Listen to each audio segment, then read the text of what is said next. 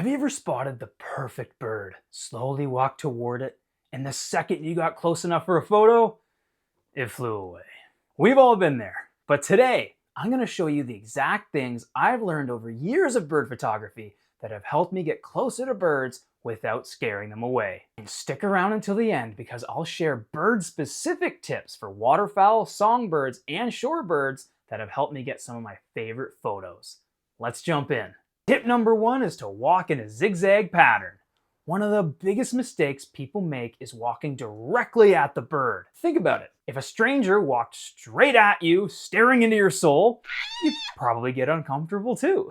Instead, walk slowly in a zigzag pattern and avoid direct eye contact. Birds are much calmer when they don't feel like they're being hunted or chased. When I finally get close enough for a shot, I also raise my camera slowly. I don't snap it directly toward the bird. I'll lift it off to one side first, then slowly turn toward the bird and take the shot. Fast movements scare birds. Slow movements calm them. Tip number 2 is to make sure your camera is quiet. I cannot tell you how many birds I've scared away because my shutter sound was turned on. Now honestly, I love the sound of this shutter. It's just very satisfying. But birds can notice it. So whenever possible, turn on silent shooting or use the quietest shutter mode your camera has, especially for smaller or nervous birds. It can make a big difference. Tip number 3 is to go to habituated bird locations. This is one of the best tips for beginner bird photographers. Go where birds are already used to people. Public parks, beaches, campgrounds, walking trails, community parks. These places are gold mines for bird photography. I think sometimes in wildlife photography, we romanticize the 14-hour hike into the wilderness for that one perfect shot. But honestly, some of my best photos have just been taken close to home, at the local park. The more often you can practice, the better a photographer you're gonna become. And if we only photograph birds on vacation or on big trips, we'd barely shoot at all. Tip number 4 is to use a hide or camouflage, or shooting from a photography hide.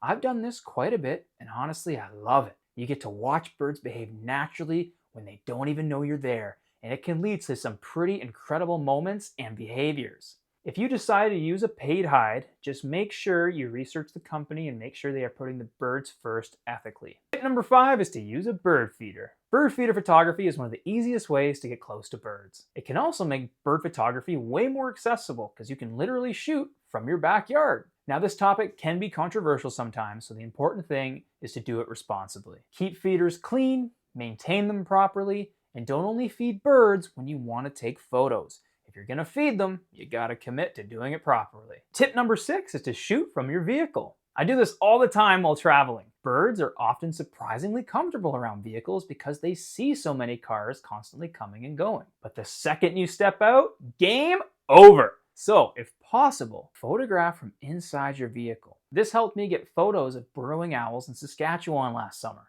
And one trick I used was opening my car door and hiding behind it and shooting low to the ground underneath it. Birds are often much calmer when you stay low and you come across a lot less threatening. Also, please do this safely and never stop anywhere dangerous just for a photo. I have never done that when driving with my wife on highways. Ever.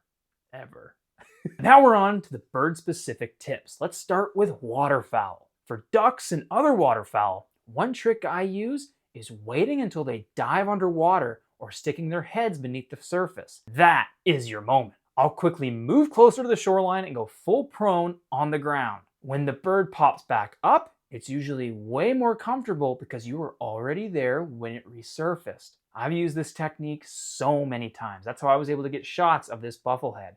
They went under, I ran to the shore, went full prone, they came back up right close to me and were very comfortable.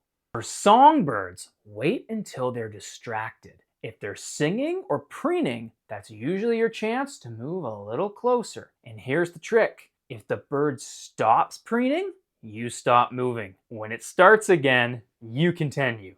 It becomes this slow little dance of red light, green light, and you gradually start to make your way closer and closer until you can get the shot. And finally, shorebirds. This is the mistake that I made constantly when I first started, was I would always go and approach the shorebirds. And shorebirds hate being directly approached.